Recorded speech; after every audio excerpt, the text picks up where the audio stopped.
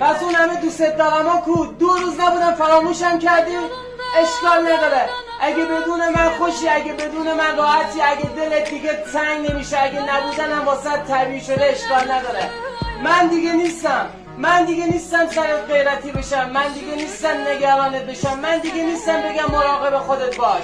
به قرآن قسم بعد از تو هر کی اومد تو زندگیم بهش گفتم من آدم رابطه نیستم.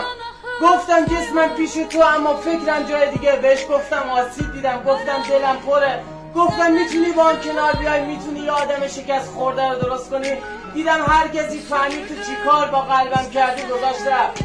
بعد از تو دیگه نشدم اون آدم ثابت، دیگه هیچکی نتونست تحملم کنه، دیگه نتونستم به هیچکی اعتماد کنم.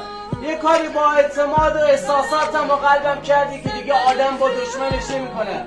بازم اشکال نداره، هر جا هستی خوشبخت باشی، دیگه کسی رو نداره که از ته دل واسه دلبری کنه. ای عشق بی وفا، من yolunda